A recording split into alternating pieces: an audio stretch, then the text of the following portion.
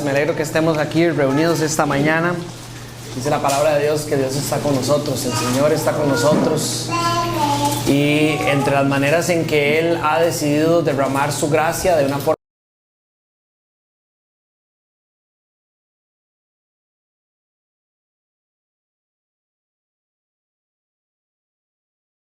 aquí, confiados en que el Señor va a derramar su gracia sobre nosotros y por medio de la predicación de su palabra es otra de las maneras en que no solo le adoramos, sino que somos recipientes de eso que Él tiene.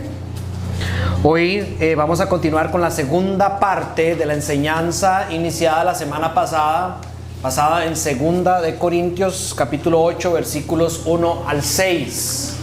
Si alguien no pudo ver o escuchar esta enseñanza, está en el canal de YouTube o yo la tengo en audio también, por si quisieran solo el audio para escucharlo en otro momento. La manera en que se planificaron estas enseñanzas contemplaba cumplir la información de estos versículos desde dos puntos de vista generales. El número uno, que fue lo que estudiamos la semana pasada, es qué sabía la iglesia en Corintio sobre el dar. ¿Qué era lo que sabía la iglesia en Corintio sobre el dar? Y el número dos, la manera en que Dios nos llama a poner en práctica esto que Él enseña. Es decir, la manera en que Dios llama a la iglesia de Corintio a poner en práctica de una manera sana lo que ya Pablo les había enseñado. Y obviamente a manera de aplicación para nosotros, lo que Dios nos llama a nosotros a hacer ahora que entendemos lo que Dios pide de su pueblo. Yo les decía la semana pasada que el entender lo que la iglesia de Corintio ya sabía es plataforma fundamental para nosotros poder aprender a practicar lo que Dios llama en estos versículos de manera sana y correcta. Si nuestra iglesia no tiene claras las cosas que Pablo ya le había enseñado a los corintios antes de escribir esta sección, y en el contexto en que esta sección fue escrita, nosotros nos podríamos arriesgar a malinterpretar los versículos y aplicarlos de manera equivocada. Obviamente, como hemos ya expuesto en la introducción de esta carta, sabemos que la comunicación entre Pablo y los corintios ha sido grande. No solo Pablo planta esta iglesia, sino que escribe una primera carta, después hay una visita donde él enfrenta situaciones difíciles en la iglesia, escribe una tercera carta que se ha perdido y Dios no ha decidido registrar como santa palabra en su Biblia. Y después viene la segunda carta a los Corintios, como nosotros la conocemos, donde encontramos este comunicado. Y claramente lo que ellos entendían sobre el dar ha sido expuesto por Pablo desde el inicio de la plantación de la iglesia. Como vamos a ver, hay frutos de esto en la primera carta de los Corintios, y hoy llama y recalca a la práctica de la generosidad cristiana, que es la sección en la que estamos en esta enseñanza. Pero obviamente en el capítulo 8 y especialmente los versículos 1 y 6, Pablo no pretende cumplir todo lo que ya esta iglesia entendía sobre el dar. Y de nuevo, la tarea iniciada la semana pasada es que nosotros tuviéramos claridad sobre lo que ellos ya sabían en el momento en que reciben esta carta, para hoy poder poner en práctica las cosas que encontramos en los versículos de una manera sana. A manera de resumen, la semana pasada estudiamos, número uno, el contexto de las iglesias dentro del Imperio Romano en los primeros 30 años después de la resurrección de Cristo, principalmente y enfocados mayormente en Jerusalén. Queríamos entender la situación en la que se encontraba esta iglesia que estaba en extrema necesidad. Una iglesia que, como hemos estudiado, estaba compuesta por fieles valientes que estuvieron dispuestos a dejar todo por seguir a su Salvador y su Señor. Una iglesia de personas que probablemente tenían posesiones de las diferentes partes en las que venían en el imperio. Cuando se reunieron en Pentecostés, escucharon los sermones de Pablo y de Pedro, y entregaron su vida al Señor como Salvador. Ahí quedaron, era la única iglesia a la cual podían acudir para recibir enseñanza bíblica sana de este Jesús. Y para poder hacer eso sacrificaron muchas cosas. Dejaron sus posesiones, probablemente si vivían lejos de Jerusalén, tuvieron que dejar sus trabajos, sus tierras.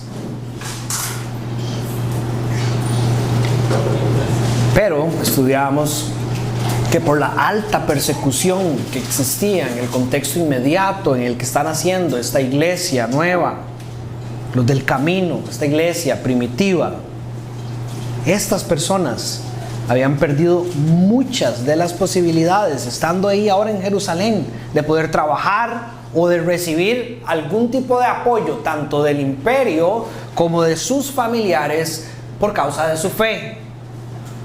Vale la pena recordar que en ningún momento la iglesia primitiva se presenta en el Nuevo Testamento o en la historia como un grupo de vagos o un grupo de arrecostados que estaban en Jerusalén reunidos en una casa de alguien.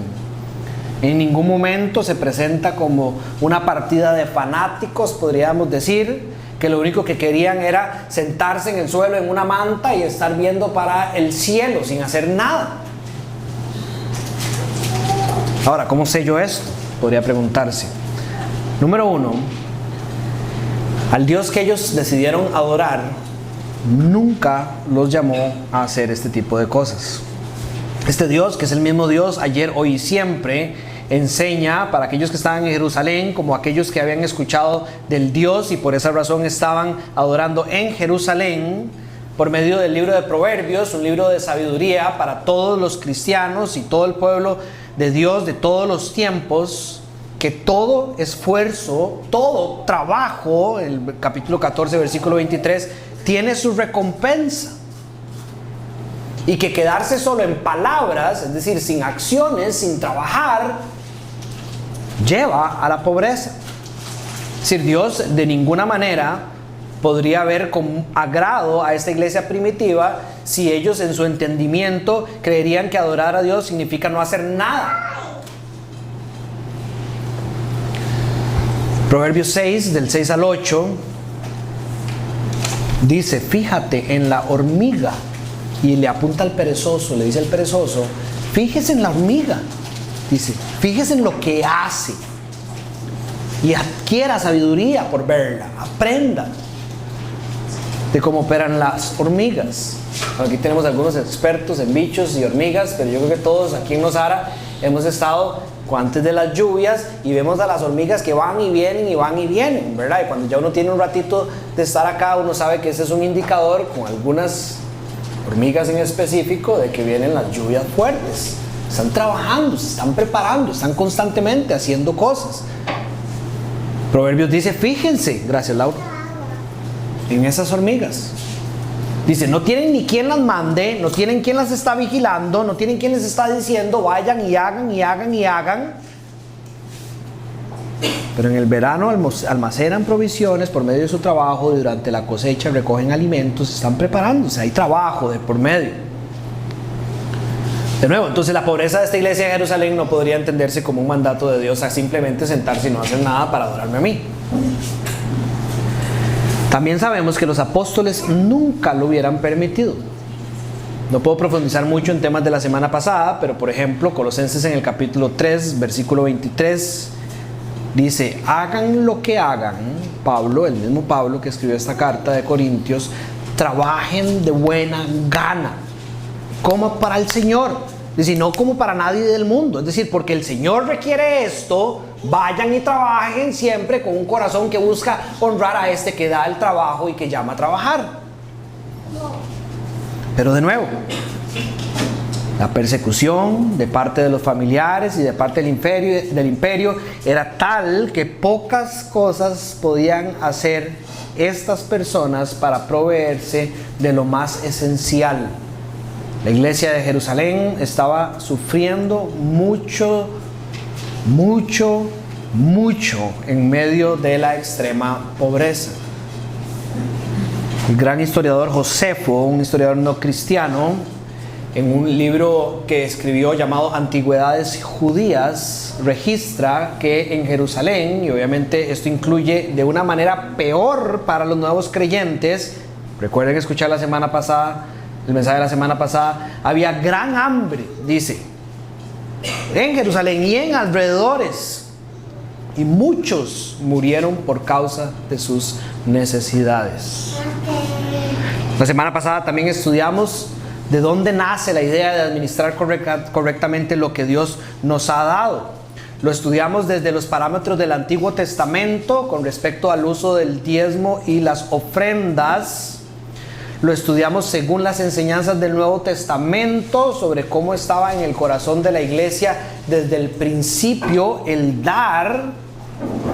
Pablo registraba, y lo mencionaba la semana pasada, en Gálatas capítulo 2, versículo 10, que después de la reunión que tuvo con los apóstoles en Jerusalén, registrada en Hechos capítulo 15 y conocida como el Concilio de Jerusalén, una de las cosas que le pidieron a él mientras iba plantando iglesias por el mundo conocido a las afueras de Jerusalén era que se acordaran de los pobres. Y Pablo afirma que era algo que siempre había estado en su corazón y que ha procurado hacer con esmero. Entonces ahí está, en el corazón, no solo de Dios, sino que lo vemos en el corazón de la iglesia.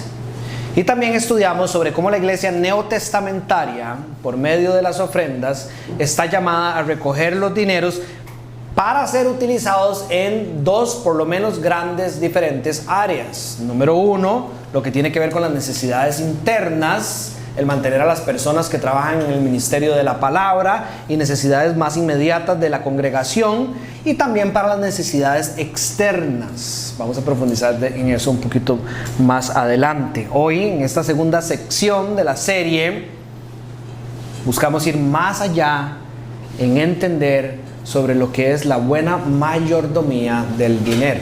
Ahora, obviamente con esta enseñanza no pretendo cubrir todos los temas que Dios habla en su palabra sobre la correcta administración del dinero, pero para la bendición de todos ustedes, tanto en inglés como en español, para que nadie tenga excusa, en el disciplinadas espirituales hay todo un capítulo que el profesor Gabo va a enseñar sobre cómo la Biblia nos enseña a ser buenos administradores, buenos mayordomos de nuestro dinero. Aquí nos vamos a enfocar en lo que revela 2 Corintios 8 del 1 al 6 y vamos a sacar estos puntos guías que vemos en el texto de Pablo para crecer en la buena administración. Voy a leer en Nueva Versión Internacional y usted me puede seguir. Ahora hace una transición entre la primera sección de la carta del 1 al 7, que tenía que ver más con la defensa del apostolado de Pablo para la bendición de la iglesia. Ahora, dice Pablo, hermanos y hermanas, queremos que se enteren de la gracia que Dios ha dado a las iglesias de Macedonia. Pablo quiere que ellos escuchen sobre esto, la gracia que Dios ha dado a las iglesias de Macedonia. Y explica cómo eso sale a la superficie a partir del versículo 2. En medio de las pruebas más difíciles, su desbordante alegría y su extrema pobreza abundaron en rica generosidad. Soy testigo de que dieron espontáneamente, tanto como podían y aún más de lo que podían, rogándonos con insistencia que les concediéramos el privilegio de tomar parte en esta ayuda para los creyentes. Incluso hicieron más de lo que esperábamos, pues se entregaron a sí mismos, primeramente al Señor y después a nosotros, conforme a la voluntad de Dios. De modo que rogamos a Tito que llevara a feliz término esta obra de gracia entre ustedes, puesto que ya la había comenzado. Entonces, lo primero que es claro ante nuestros ojos en este texto es que Pablo usa a los macedonios, recuerden ese nombre, como un ejemplo de generosidad cristiana para ahora animar a los corintios a seguir su ejemplo y así llevar a feliz término, dice Pablo, esta obra de gracia entre ustedes que ya habían comenzado. La primera carta de Pablo a los Corintios nos da testimonio de que esto ya era un resultado en el corazón de la iglesia por las enseñanzas de Pablo antes de la primera carta registrada en la Biblia.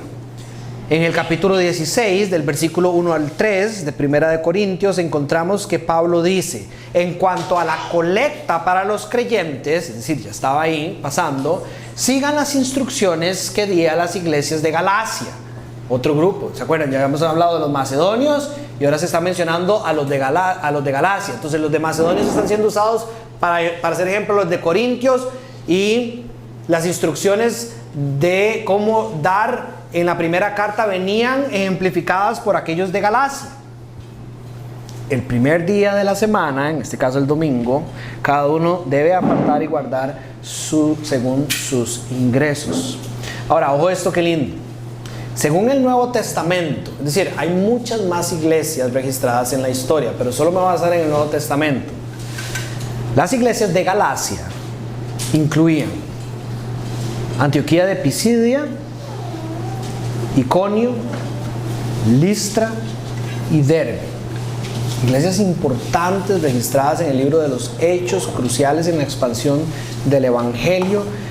Cristianos en regiones del imperio sufriendo persecución similar a la que se estaba sufriendo en Jerusalén. Esas son las iglesias de Galacia. Las iglesias de Macedonia, ese otro grupo. Filipenses, está escrita para ellos. Tesalónica, 1 y 2 Tesalonicenses, está escrito para ellos. Y Berea, que se menciona ahí en el libro de los Hechos, que Pablo siempre la exalta como una iglesia que tenía los ojos bien clavados en la palabra de Dios, al punto en que hasta revisaban lo que Pablo decía para ver si concordaba con lo que Dios había revelado en las Escrituras. Y después hay una sección en el libro de los Hechos que se menciona también, que es la sección de Acaya, o las iglesias de Acaya. Y en las iglesias de Acaya estaban las iglesias en Corintio, en la región de Corinto, y la de Cencrea, que era también otro puerto occidental cerca del área de Corintio. Y Pablo, vean qué lindo esto, en Romanos 15, entre el versículo 25 y 26, ahora para que esto le suene más lindo todavía, tiene que entender que si nosotros creemos que Segunda de Corintios fue escrita en el año 54, Romanos probablemente fue escrito en el año 56, es decir, ya 2 años después, ¿verdad? Dice: ahora voy a Jerusalén, este es Pablo ya contándole a los romanos en rumbo a Jerusalén, para llevar ayuda a los hermanos, porque Macedonia y Acaya tuvieron a bien hacer una colecta para los pobres que hay entre los santos de Jerusalén. Entonces, de nuevo, el poder de la palabra de Dios combinado con la obediencia y la diligencia de las personas de la iglesia lleva a la congregación a caminar en el centro de la voluntad de Dios, al punto de que ahora Pablo utiliza a Corintio para dar ejemplo a los romanos de lo que es una buena obra en el dar. ¿Me entienden?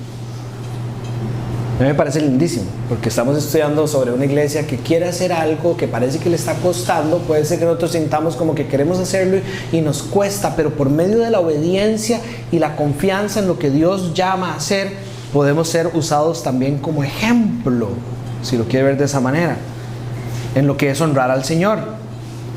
Lo que sí es definitivo es que estaba en el corazón de la iglesia el dar, y que estas iglesias lo practicaron de una manera en que honraron a Dios. Entonces, aquí es donde empezamos a responder la pregunta que nos compete a nosotros hoy.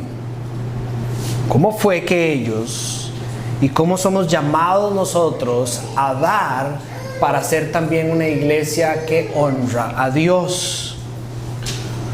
Bien, lo primero que vemos, según el versículo 1, es que la gracia es nuestra motivación para dar. La gracia es nuestra motivación para dar. Hermanos, dice Pablo, queremos que se enteren de la gracia que Dios ha dado a las iglesias de Macedonia.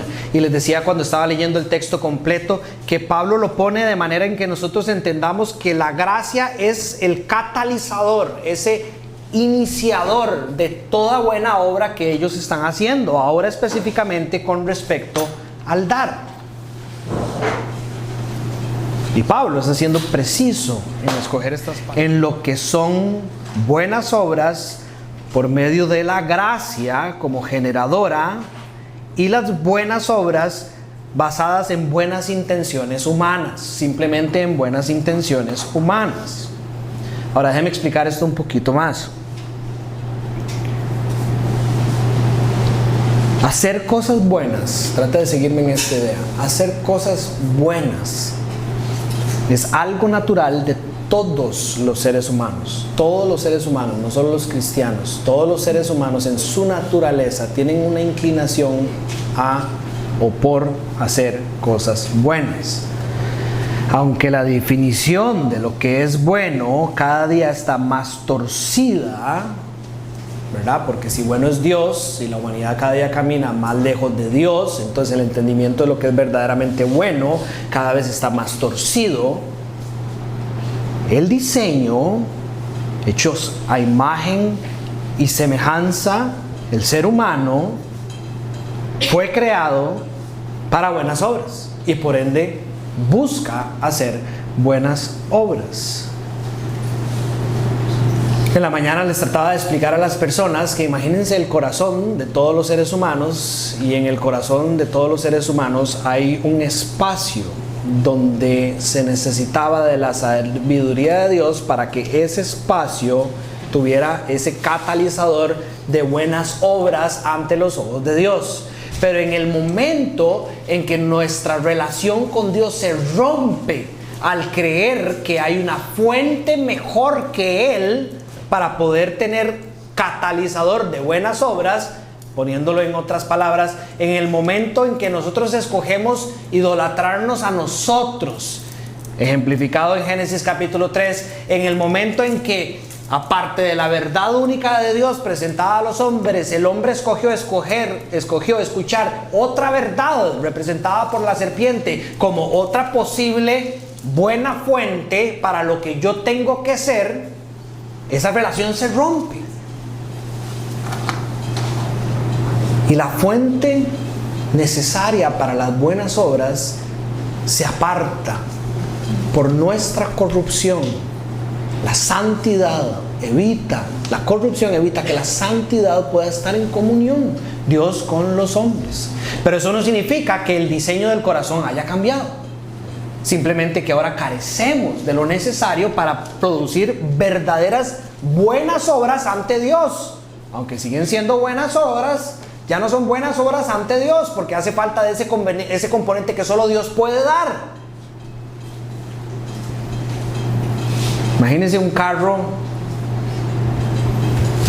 ¿verdad? ¿Qué pasa si uno le echa gasolina a un carro diésel? No lo haga.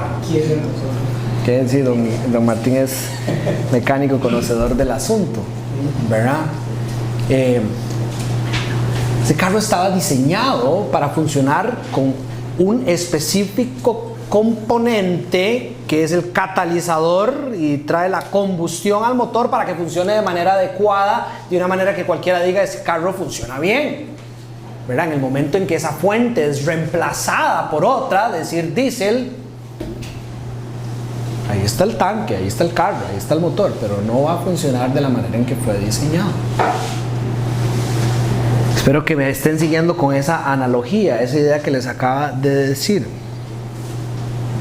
Hoy los seres humanos alejados de Dios todavía buscan practicar el bien, porque simplemente es parte de su diseño y es parte de su naturaleza. Se conoce como la ley natural o la ley moral, y Pablo explica esto que les acaba de decir, porque ya aunque buscan hacer el bien no pueden separados de Dios. Juan Calvino, ustedes creo que saben quién es, pero es un reformador del siglo XVI, lo explica de esta manera: la ley de Dios está impresa en el corazón de los seres humanos. La conciencia actúa como un testigo interior que los acusa o los defiende. Es decir, todo ser humano dentro de su diseño, a imagen y semejanza, tiene una conciencia que le dice, eso está bueno, eso está malo, hiciste algo mal, tienes que pedir perdón, no lo vuelvas a hacer, los acusa o los defiende, es lo que Pablo Calvino está tratando de decir. Pero de nuevo, esa conciencia funcionando sin lo necesario para que dé verdaderamente buenos frutos, que solo puede venir de Dios, entonces anda por la vida perdida. Y creo que todos hemos experimentado eso, que significa, yo verdaderamente quería amar a esta persona y fue un desastre. Fue un desastre. Pero es que yo sí la amaba, yo tenía amor.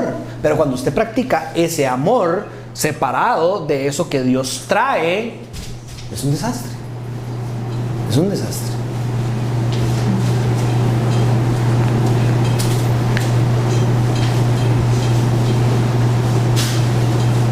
Estas buenas obras de los no creyentes están alejadas del corazón de Dios si no están motivadas por un entendimiento genuino de quién es Dios. Si la manera en que nosotros somos regenerados y al ser hechos una nueva creación podemos dar ahora sí frutos agradables a Dios, es por medio de ¿qué? De ese reencuentro con Dios a través de nuestra fe en Cristo Jesús, ¿correcto? Hay un nuevo nacimiento y ahora somos esas nuevas criaturas en comunión con Dios, recibiendo de Él ese componente que nos hace ahora dar buenas obras. Abro un paréntesis, no de manera perfecta, porque esa es la manera en que Dios lo ha diseñado hasta que Cristo vuelva y seamos glorificados con Él, como bien promete Romanos capítulo 8, versículo 29, ¿verdad? Pero ya ahora en comunión con Dios, nosotros tenemos eso que produce esos frutos que son de agradable aroma para Él.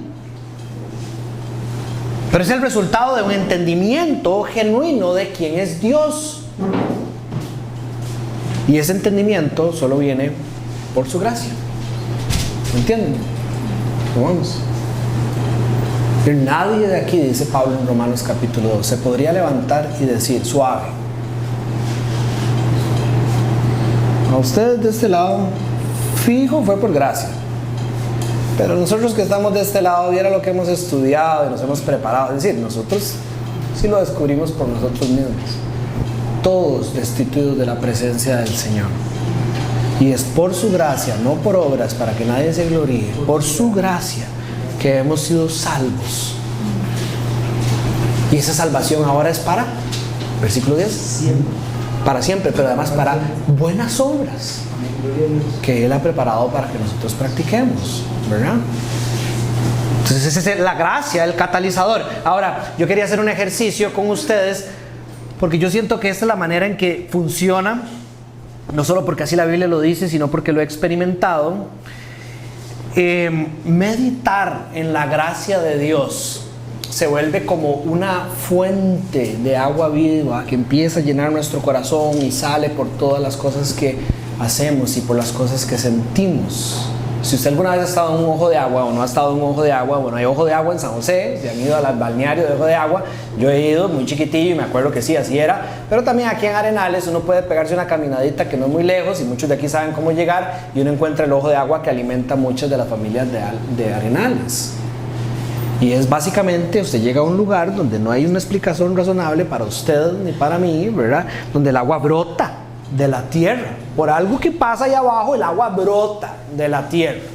Cuando uno piensa en la gracia de Dios, el agua brota en esos frutos que son de agradable aroma para el Señor. Piensen en esto. La gracia de Dios nosotros la hemos conocido como cristianos desde el ángulo de la salvación, como ya les dije, Efesios capítulo 2, versículo 8. La justificación. La justificación. Es decir, cuando uno entiende ese lenguaje que lo estaba hablando con el otro día en el capítulo, en el estudio bíblico del martes, cuando uno entiende ese lenguaje de Pablo, de una corte, donde hay un juez y donde usted entró siendo culpable de todas las acusaciones en su contra, pero al estar ahí por confiar usted en alguien que está aquí parado a la par suya, por decirlo así, todo lo que es esta persona se transfiere a usted,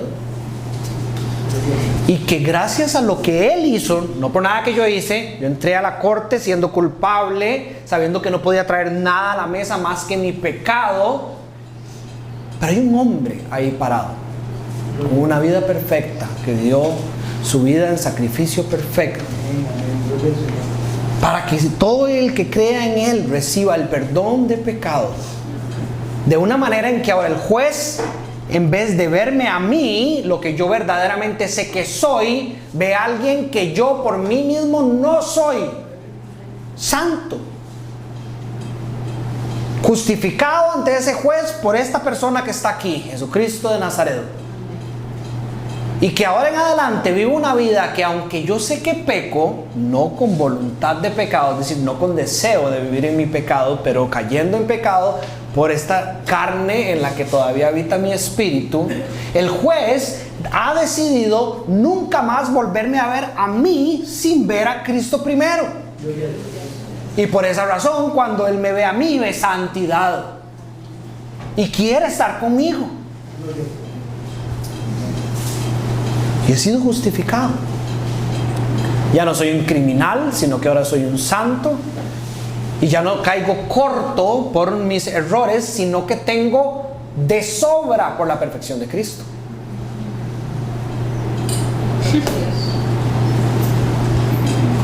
La gracia de Dios. La gracia es como llorar. Y su misericordia. La gracia es su misericordia. Y no solo eso, ¿verdad? Porque todavía si uno saliera así, ¿verdad? Uno diría, pucha, qué bueno Dios, pero... sino que nos ha adoptado como hijos. Amén. Nos adopta como hijos. Y nos da su espíritu. Que a veces por la manera pobre que nos han enseñado la Biblia en el pasado, no sé si a ustedes les pasa, a mí me pasa, uno como que tiende, ¿verdad? Es la mala teología del Espíritu Santo en la historia de la iglesia, por lo menos en mi caminar al inicio, de ver al Espíritu Santo como algo un poquitito más abajo de lo que es Cristo y lo que es el Padre, ¿verdad? Pero el Dios, en la tercera persona de la Trinidad, ha venido a hacer su casa en mi corazón y a sellarme con la salvación para siempre. Dios, ¿verdad? ¿Qué fue lo que yo hice para ganarme eso? Es decir, el meditar en quien es Dios por estudiar los atributos de Él y después imaginarse que ese Dios vive en mí.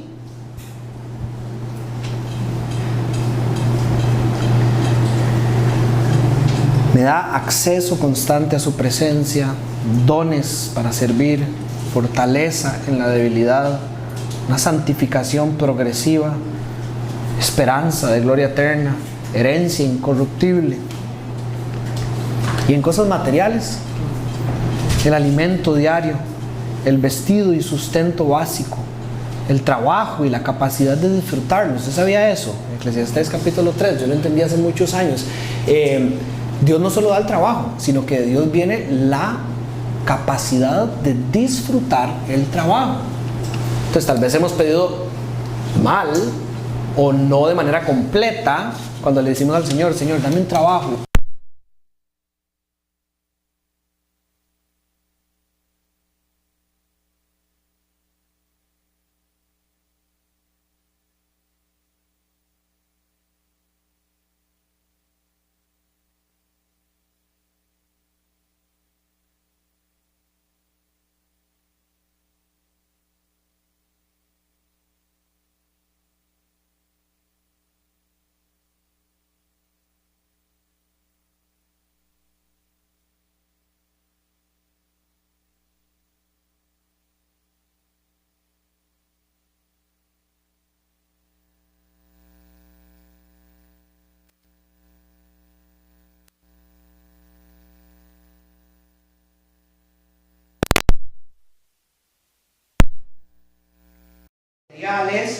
Protección en medio de la necesidad o del peligro, todo eso por la gracia de Dios.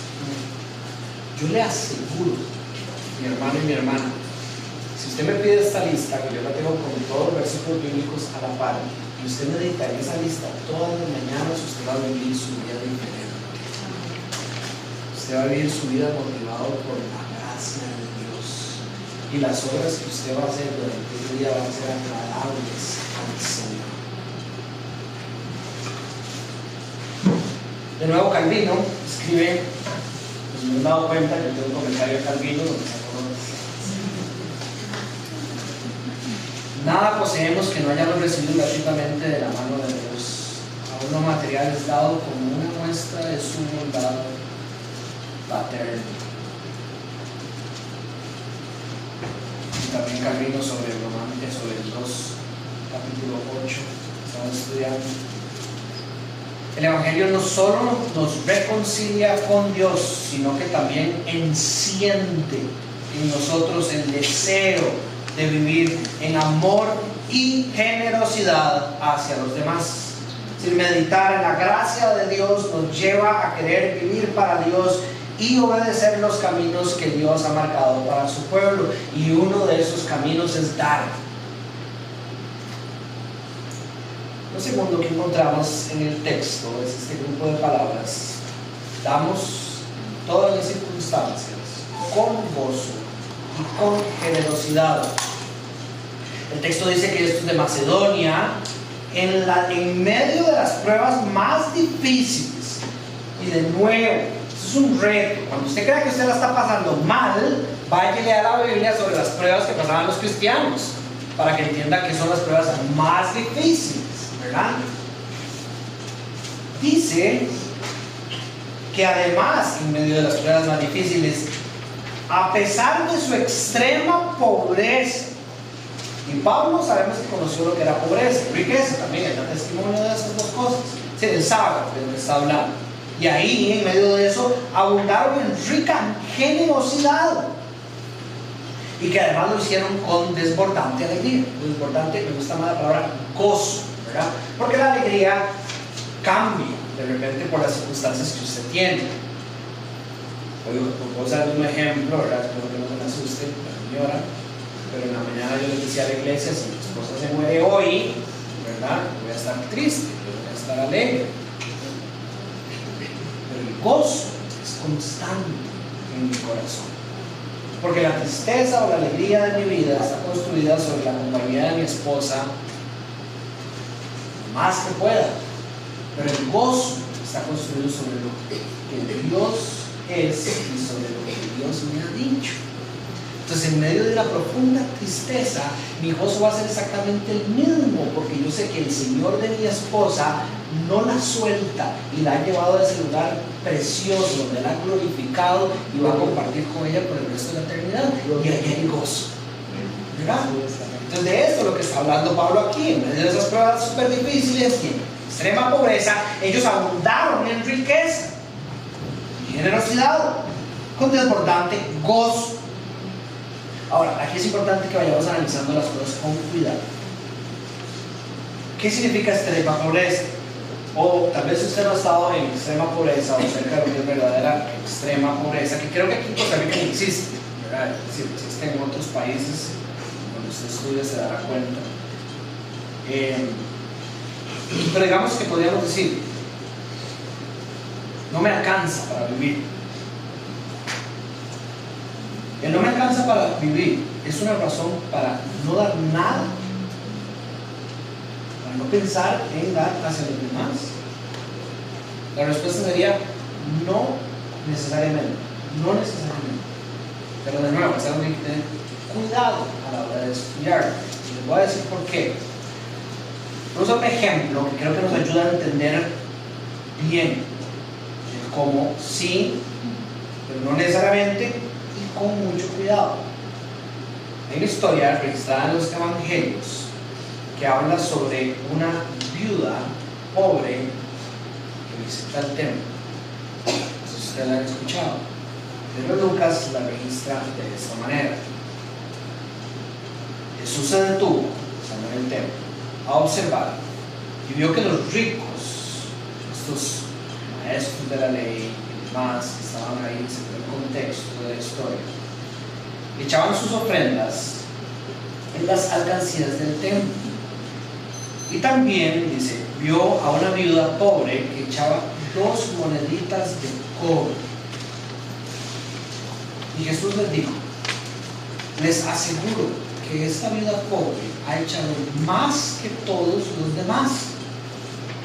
Todos ellos dieron sus ofrendas de lo que les sobresa. Echó todo lo que tenía para su sustento. Ahora, hay 2 ángulos que podemos entender sobre esta historia. El número 1 tiene que ver con el corazón de la viuda. La viuda no le importaban las apariencias, no le importaba figurar ni engañar a nadie sobre quién era y sobre lo que ella tenía. La viuda solo estaba pensando en su confianza en Dios. Y me gusta la manera en que Lucas lo registra cuando utiliza sobre que ellos, ¿verdad?, los ricos dieron de lo que les sobraba, ¿verdad? Y la otra de su pobreza, echó todo lo que tenía. Y para mí, ¿verdad?, tal vez aquí estoy estirando un poquito el pasaje, pero en el lenguaje del Nuevo Testamento, yo no sé por qué me lleva a pensar en esa relación en aquellos que nos queremos ricos y le damos a Jesús solo de lo que nos sobra, hablando espiritualmente, ¿verdad?, y aquellos que reconocemos que somos pobres. Y Jesús dice que ellos serán reinos de los cielos. Aquellos que vivimos una vida en completa confianza y dependencia de Dios, que no tenemos nada bueno en nosotros sin Él.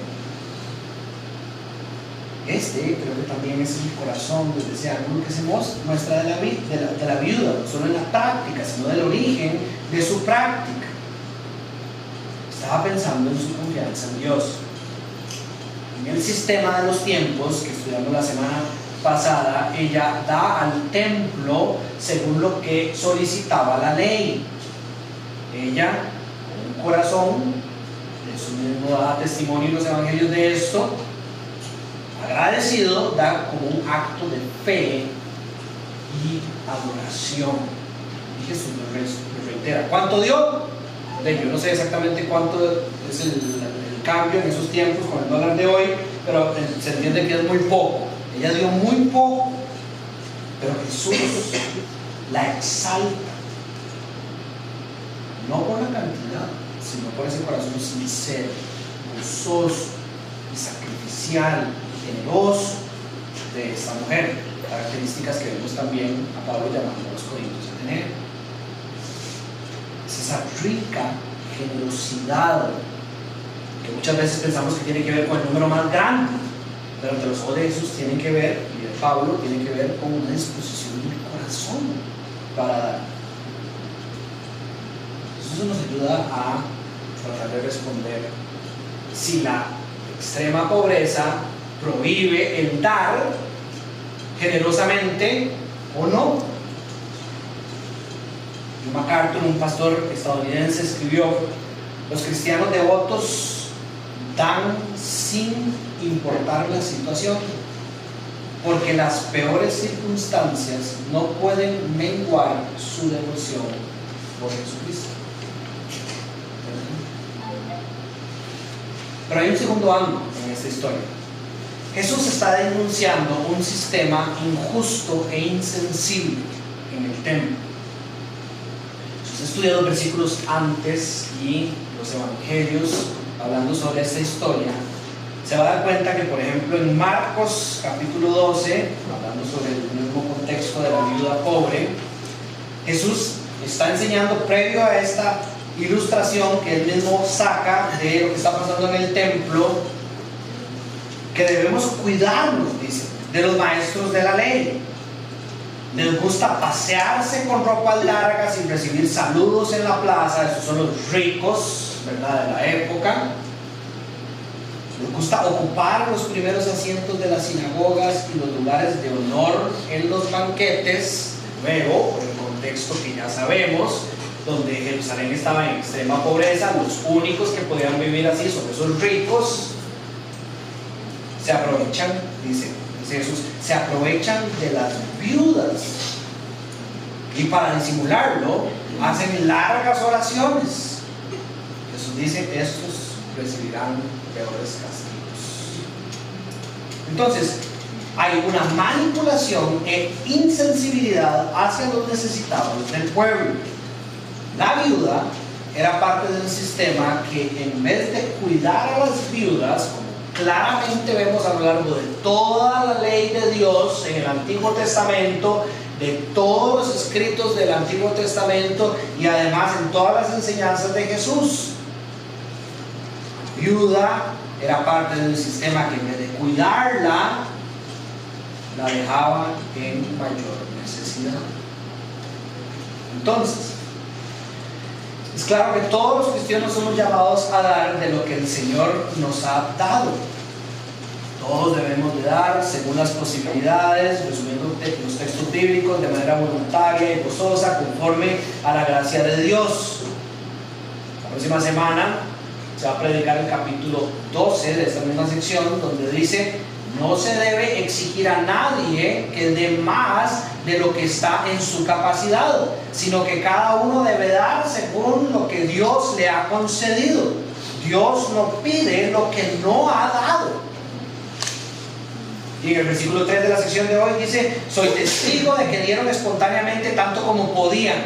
Y después dice que hasta impresionó a Pablo la manera en que dieron más de lo que se supone que podían. Pero no podríamos entender lo que lo hicieron de una manera en que deshonraba a Dios tampoco, sino hablando más del corazón sacrificial que quería estirar su alcance para poder dar más de lo que todo el mundo esperaría que podrían dar en su extrema pobreza y en su situación de necesidad. Pero en medio de todo esto, Dios no nos llama a ser insensibles ni a establecer un sistema no bíblico en nuestras iglesias con respecto a cómo cuidar o cómo administrar nuestros dineros en las diferentes situaciones. Nosotros, como si pasa mucho en América Latina, no podríamos poner de lado o ignorar o ser como estos que se paseaban por el templo en sus riquezas, exigiendo de todo el mundo que dieran sin preocuparnos por el corazón y la realidad de aquellos que vienen en devoción a Dios. Porque esas cosas no están desligadas en la palabra de Dios, y ya lo vamos a ver más adelante. Wayne Grudem, que es el autor del libro de Teología Sistemática, que también estudiamos aquí en los discipulados de Casa Vida, escribió en su capítulo sobre la mayordomía del dinero: los cristianos deben dar generosamente según sus medios, pero aquellos que apenas tienen para cubrir sus necesidades básicas no están obligados a dar lo que no tienen. Y Grudem dice: la prioridad es cuidar a la familia y luego contribuir, entendamos, hacia la iglesia según lo posible. Ahora, note una cosa: Grudem escogió este texto a propósito para ir más profundo en el entendimiento que puede haber en la cabeza de algunos de ustedes. Dice que la prioridad es la familia sobre dar en el templo, como lo entendemos nosotros. Pero nosotros también entendemos que la Biblia nos llama a dar primeramente a Dios, que nuestras primicias sean para Dios. ¿Alguna vez alguien ha escuchado eso? ¿Sí? ¿Verdad? De lo que nos entra, primero démosle a Dios. Y eso en nuestra mente, bueno, no sé si la de ustedes, tal vez fue por donde yo empecé, se traduce en dar en la iglesia. Dar a Dios, de una manera que honre a Dios, es dar en la iglesia antes que cualquier otra cosa. Y tenemos que tener cuidado. Podríamos estar estableciendo en la iglesia un sistema no bíblico, insensible, que no se preocupa por el corazón de los demás. Porque la Biblia nos llama a varias cosas con el tema de la administración. Estas las enlisté 6 la semana pasada, pero vamos a enfocar en las primeras 2 nada más. Número 1, a reconocer que todo le pertenece a Dios, ¿verdad? De ahí nos vamos a llevar a ese lugar de entendimiento y llenos de gracia para poder actuar después. Todo le pertenece a Dios. Salmo 24 lo refuerza: del Señor es la tierra y todo cuanto hay en ella, el mundo y cuantos lo habitan. Y después somos llamados a dar a Dios con prioridad y generosidad. Ahora, en la Biblia hay 3 versículos que hablan que nosotros somos llamados a dar con prioridad de nuestras premisas, de los primeros frutos a Dios. Dos de esos versículos son parte de la ley ceremonial de Dios, del pueblo de Israel. Eso quiere decir que Dios lo dio bajo un contexto específico para enseñar una verdad futura que se cumpliría en Cristo Jesús. Como estudiamos la semana pasada, no me puedo devolver, los diezmos, parte de la ley política y ceremonial de la teocracia que Dios había construido con su pueblo, donde Él gobernaba, apuntaban a funciones específicas que tenían que ver con los levitas, el templo y el sistema de celebraciones que había en la ley ceremonial del pueblo de Dios. Cuando Cristo viene y cumple toda la ley, ¿verdad? La que queda confirmada por Jesús para seguir siendo practicada, porque ya no eran necesarios los levitas, ya no eran necesarios los sacrificios, ya no es necesario el templo, ya no es necesario la ley política que había en Israel en ese momento para distinguir ese pueblo del resto del mundo, sino ahora una ley escrita en nuestros corazones por el Espíritu de Dios, que es una ley moral que distingue ahora la Iglesia universal del resto de las personas. Esos dos versículos quedan atrás y solo queda un versículo que pasa del Antiguo Testamento al Nuevo Testamento, que tiene que ver específicamente con esa ley moral, y está en el libro de Proverbios, un libro no de promesas, sino de sabiduría para que todos los cristianos sigamos el consejo de Dios a la hora de practicar las diferentes cosas. Y es en el Proverbio 3:9 que dice: honra, y esta palabra es clave, honra al Señor con tus riquezas y con los primeros frutos de tus cosechas. Ahora, la pregunta del $1.000.000 es: si la única manera en que nosotros honramos a Dios es por medio de dar al templo, o dar a la iglesia, traer nuestras ofrendas y echarlas en el pescadito, si no entienden. Y no. Entonces el error está en entender que el proveer para la familia, como lo pone Gruden, de primero cuestiona el dar a Dios de una manera en que lo honre, como si el proveer para la familia no fuera también un mandato espiritual. Pablo en 1 de Timoteo, en el capítulo 5, llama a los creyentes y les dice: el que no provee para su familia, es decir, el que no administra de manera correcta lo que sea que Dios le ha dado, de manera en que cubra necesidades de sus familiares, es peor que un no creyente, dice Pablo. Estoy parafraseando el versículo 8 del capítulo 5 de 1 de Timoteo. Entonces Gruden no está diciendo que la familia va antes que Dios, sino que cuidar a la familia es una manera de honrar a Dios, ¿verdad? Porque si no estaríamos diciendo que Pablo contradijo a Dios. No, el problema es haber entendido que honrar a Dios con nuestras primicias estaba exclusivamente delimitado por textos del Antiguo Testamento a dar primero a la iglesia antes de usar nuestro dinero para nada más. Y necesariamente, como dije al principio, es exclusivo. En ese sentido, dar a Dios, cuidar a los tuyos, no son actos separados, sino expresiones paralelas de obediencia a su voluntad. ¿Entienden? Bien, si no más preguntas al final. Lo hacemos como un resultado de entender la gracia de Dios por nuestra propia voluntad y entendiéndolo como un privilegio. Dice el versículo 3: soy testigo de que dieron espontáneamente tanto como podían y aún más de lo que podían. Dice el versículo 4: rogándonos con insistencia que les concediéramos el privilegio de tomar parte de esta ayuda para los creyentes. Esto no es una acusación, ¿verdad? Puede ser falta de mi capacidad como pastor, puede ser falta de ustedes de estudiar las escrituras, y puede ser que simplemente el Señor vaya a cambiar nuestro corazón hoy. Pero yo no recuerdo que a mí nadie me haya rogado por dar hacia las necesidades que a veces comentamos aquí en la iglesia. Así que me estoy llamando para decirte cómo voy, quiero dar más, cómo hago para ayudar en las necesidades que nosotros vemos aquí en la iglesia. Voy a poner un ejemplo más práctico. Y de nuevo, simplemente soy yo desde el púlpito haciendo lo que el Señor me ha llamado a hacer con mis dones, pero no quita que yo sea culpable o que nos esté acusando a ustedes de algo. Pero voy a ser un poco hiperbólico, pero puede ser que esté correcto. No recuerdo a nadie que me haya llegado a preguntar qué es lo que está pasando en este rancho para dar y ayudar a que se terminen esas obras. De esta iglesia, la iglesia en español. Es decir, todos pasamos por ahí, todos nos reunimos aquí con aire y todos sabemos que algo está pasando ahí, hemos expuesto sobre que estamos remodelando. Nadie me ha rogado, para usar el término de Pablo, para traer algo.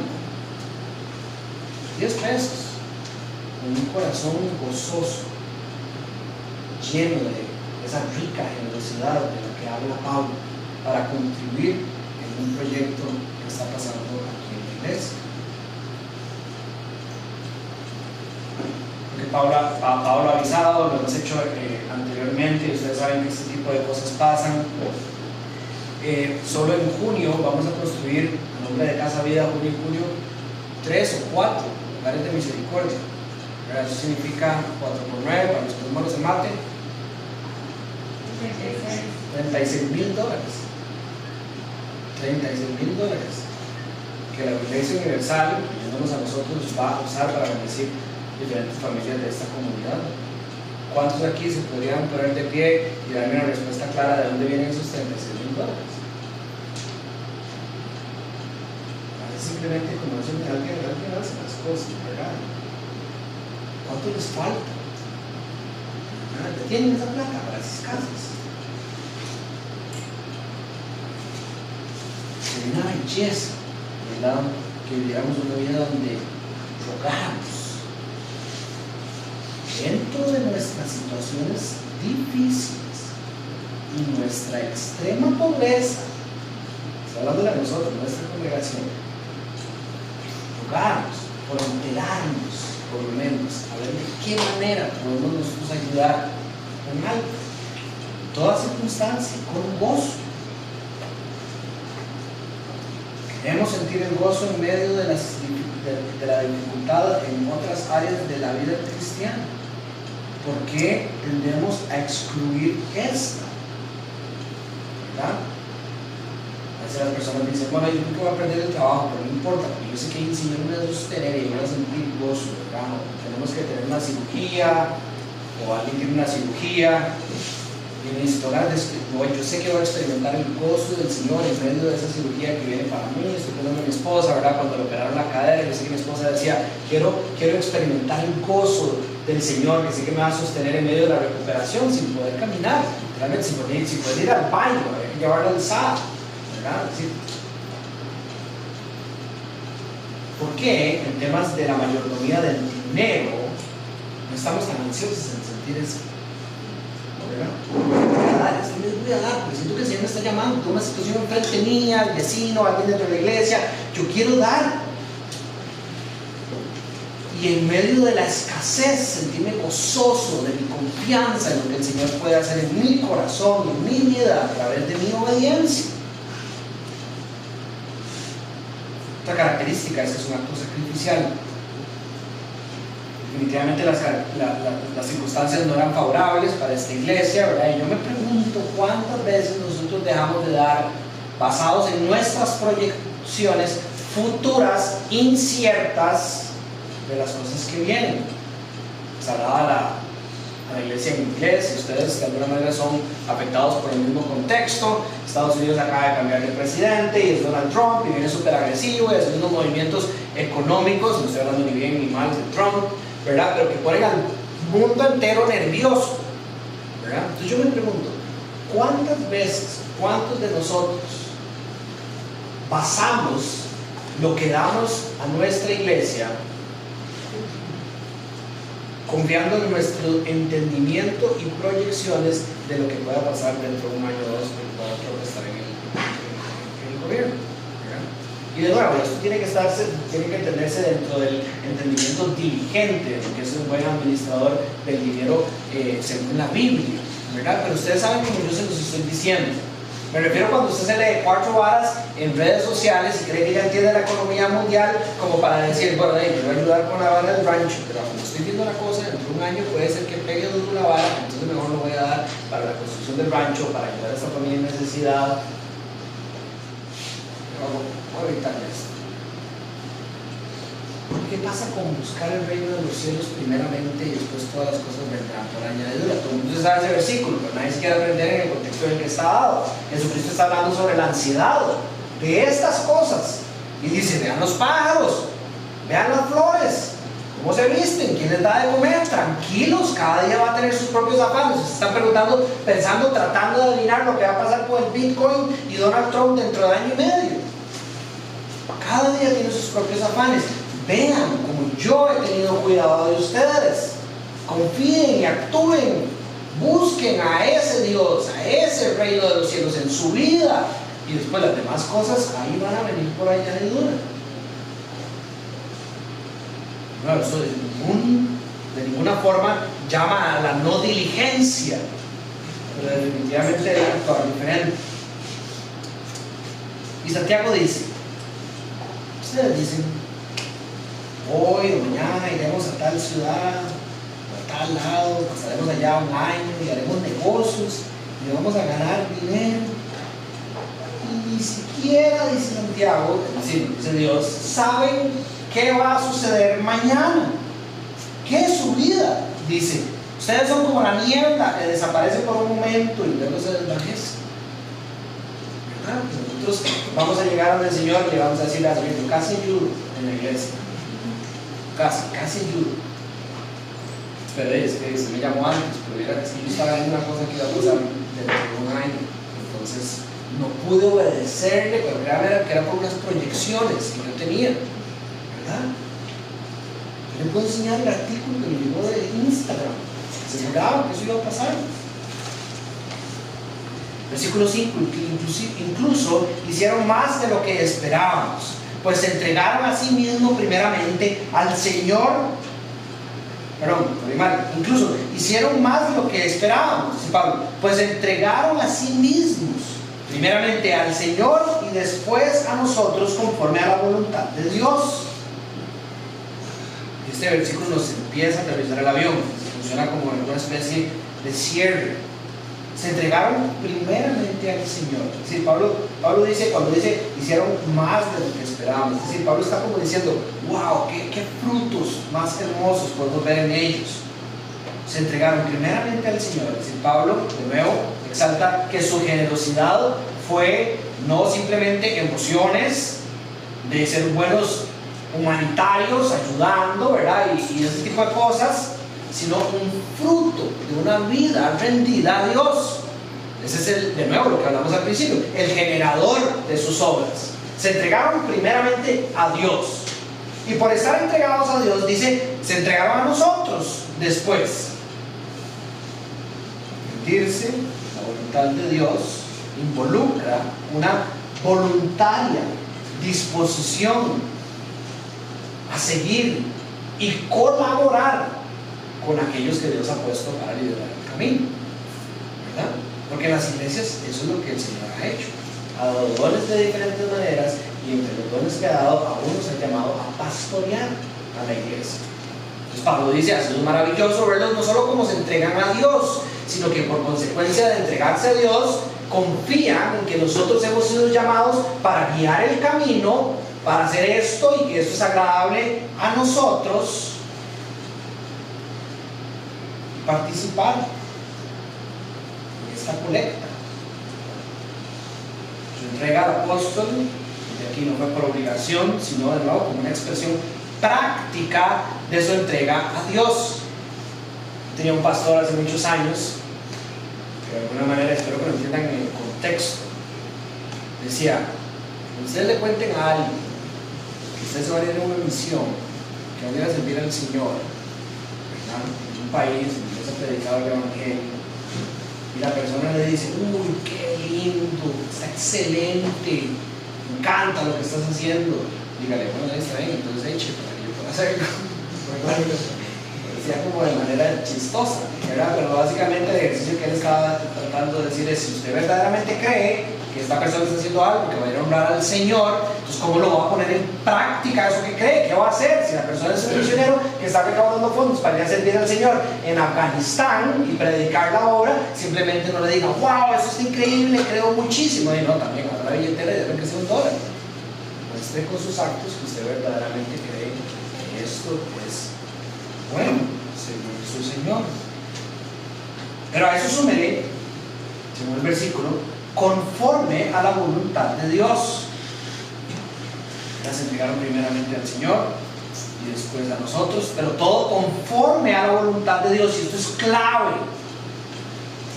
Todo esto fue hecho según la voluntad de Dios, dirigido por el Espíritu de Dios y en agrado y conforme a lo que el Señor ha revelado para su pueblo. No fue manipulación ni presión externa, sino un resultado de una convicción interna nacido de la gracia de Dios. De nuevo, las personas actúan por su relación con Dios, colaborando con los que Dios ha mandado a liderar, siendo parte de ese cuerpo que Pablo explica en 1 Corintios también, pero siempre velando por estar conforme a la voluntad de Dios. ¿Verdad? Si ustedes escuchan que su pastor se para enfrente de ustedes y les dice, muchachos, soy un hombre de Dios, ustedes saben cómo ve esto, ustedes son el pueblo de Dios, créanme, vámonos todos, saquemos, vamos a pagar los pescaditos, yo necesito un helicóptero.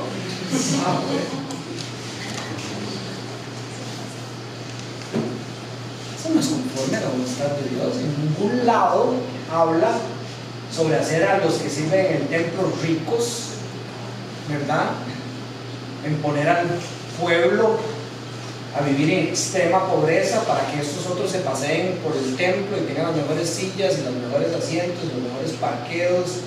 Y bueno, usted dirá, pues queda la animación. A la vuelta de la esquina está pasando eso en todas las iglesias. Pues como iglesia, ese versículo de cierre hace ese llamado, ¿verdad?, a que nosotros nos entreguemos primeramente al Señor. Y porque estamos entregados primeramente al Señor, queremos tener un corazón dispuesto a ser liderados y colaboradores de la obra del Señor aquí en Osara o donde sea que nos vaya a llamar a servir. Pero no quitemos los ojos de su voluntad para no ser un pueblo que impone un sistema injusto sobre los necesitados o sobre los que tienen mucho, que desvía el corazón de la iglesia de la voluntad del Señor a la hora de servir a la sociedad. Esa es tarea para todos. De modo que rogamos a Tito que llevara a feliz término esta obra de gracia entre ustedes, pues ya la había comenzado, una obra que había empezado antes. Ya hablamos de 1 Corintios capítulo 16, y el ánimo de Pablo es seguir motivando a estas iglesias a caminar en esto que Dios haya puesto en su corazón. Ya vimos como Pablo alaba la obediencia que tuvieron. Síntesis, cerrando, muchos puntos, pero muy importantes. La generosidad no nace de la gracia de Dios. Es importante, ¿verdad? Si usted quiere revisar su corazón del por qué usted da, que no sea porque le sobra, que no sea porque quiere pegar porte, si quiere que lo feliciten, es como un resultado de meditar en la gracia de Dios en su corazón. Aún en medio de las pruebas y la pobreza, se puede dar con gozo. El dar abundantemente no depende de tener mucho, sino de tener un corazón dispuesto. Eso es lo que lo hace abundante. No la cantidad de ceros, sino la disposición del corazón. Eso es lo que el Señor ve. Es decir, que pudiéramos medirlo, digamos, si usted pone esto en su corazón, aunque dé millones de dólares, su ofrenda fue nada. Pero si usted pone todo su corazón en agradar al Señor, aunque usted dé esto, eso es grande y celebrado en el reino de los cielos.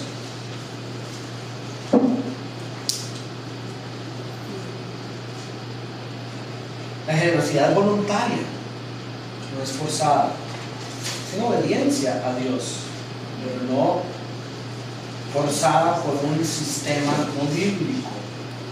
El privilegio de dar es parte de la vida del cristiano. Nos damos primero a Dios y después damos al prójimo. Dar forma parte de la vida de obediencia. ¿Quién lo enseña? 2 Corintios 8, según las dos enseñanzas. Nos enseña que dar es garantía de riquezas materiales como recompensa. No presenta el dar como una transacción financiera con Dios, donde yo te doy esto, Dios, pero tú me das a mí. No pone una cantidad específica obligatoria como el diezmo, ya lo estudiamos en el Antiguo Testamento. No enseña que solo los ricos deben dar. No usa la culpa o la manipulación para motivar el dar. No dice que el dar exime a otras de las responsabilidades que tenemos como cristianos, y no promete que los macedonios fueron recompensados económicamente. Por último, nada más quiero asegurarme de que esto quede claro. El llamado de Pablo es hacia creyentes. Nosotros, los creyentes, la iglesia de Nosara, somos los que estamos siendo llamados a dar con generosidad para cubrir las necesidades de esta iglesia. Dios en su misericordia, y creo que muchas veces, no muchas veces, pero a veces por nuestra desobediencia, envía personas de otras partes del mundo que están cubriendo por muchos de los gastos que yo sé que esta iglesia puede cubrir por sí sola. Pero eso no nos exime de buscar responsablemente ser nosotros los que sufragamos las necesidades económicas de nuestra iglesia. La ayuda a los necesitados comienza en la familia de fe, pero no es exclusivo. Pablo en Gálatas 6:10 dice: hagamos bien a todos según tengamos oportunidad, y específicamente a los de la familia de la fe. Es decir, a todos tenemos que tratar de ayudar, pero si se puede, priorizamos la familia de la fe. ¿Está la iglesia llamada a ayudar a todo el mundo? Sí, de nuevo, pero con esa prioridad bíblica. Primero entre la familia de la fe, otras iglesias, tal vez alejadas de la nuestra, y después también a personas del templo, al prójimo en general. Y muy importante también, y esto es un resumen de unas notas que tomé, entonces las voy a leer para que sea más rápido, para que les quede más clara. Número 1, la ayuda de la iglesia no debe alentar la negligencia. La Biblia hace una clara distinción entre quienes están verdaderamente necesitados por causas ajenas a su voluntad, como en este caso la iglesia de Jerusalén, y aquellos que están en necesidad por pereza o desobediencia. Pablo dice en 2 Tesalonicenses capítulo 3 versículo 10: el que no quiere trabajar, ¿qué dice? Que no coma. Y Juan Calvino comenta también sobre este pasaje: no debemos permitir que la libertad cristiana se convierta en cómplice de la pereza. Dios nos ordena que sostengamos a los holgazanes con lo que es necesario para los verdaderamente pobres. La iglesia debe ejercer discernimiento y responsabilidad pastoral. Los ancianos, los diáconos, tienen el deber de evaluar las situaciones con sabiduría pastoral. No se trata de castigar, sino de distinguir de lo que se está analizando, lo que es pobreza circunstancial, es decir, por una viudez, enfermedad, desempleo involuntario o por persecución, como ya hemos estudiado la semana pasada y esta semana. Tenemos que discernir si es por necesidad, es una necesidad provocada por patrones de pecado, por pereza, por adicción, por obstinación, por irresponsabilidad financiera, porque las personas no quieren escuchar un consejo, porque cuando uno les dice no puedes seguir viviendo así, tienes que cambiar estos hábitos de tu vida, no quieren, creen que están en la absoluta razón. A esos se les acompaña con exhortación y disciplina pero no con una ayuda incondicional como la que estamos viendo de parte de las iglesias hacia los de Jerusalén. La ayuda debe de estar ligada al arrepentimiento y la restauración. En casos donde la negligencia surge de malas decisiones persistentes, la ayuda puede ofrecerse de forma condicionada al arrepentimiento y la disposición al cambio. Esto se hace no para castigar de nuevo, sino para restaurar a los hermanos. Por ejemplo, requiriendo que el hermano o la hermana participe de una consejería o del discipulado. Por ejemplo, aquí en la iglesia, cuando alguien ha tenido problemas para la administración del dinero, le hemos dicho, este es el curso que tiene que ver con la administración de finanzas según la Biblia. Se ha dado 2 veces. ¿Cuántas personas han dado? 30. Imagínense, un montón de personas han venido a aprender sobre lo que dice la Biblia de cómo usar bien nuestras finanzas. También se les pide que mientras se le ayuda económicamente,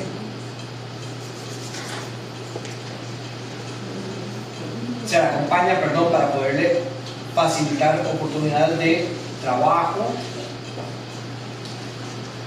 y se le ofrece ayuda progresiva y temporal mientras se vea el fruto de la obediencia. Y por último, evitar la injusticia hacia los verdaderamente necesitados es importante. Brindar ayuda a quienes rechazan el consejo sabio y viven irresponsablemente puede desviar recursos de quienes sí necesariamente están en necesidad y necesitan, la redundancia, el apoyo de la iglesia. Los diáconos, principalmente según el Nuevo Testamento, ayudan a administrar las decisiones de los ancianos, y la congregación acompaña velando las decisiones de su iglesia para el uso justo de la distribución de los recursos que se recogen. Y cierro con esta cita de Albert Moller, un teólogo estadounidense: los recursos de la iglesia deben ser usados para honrar a Cristo y no para financiar el pecado.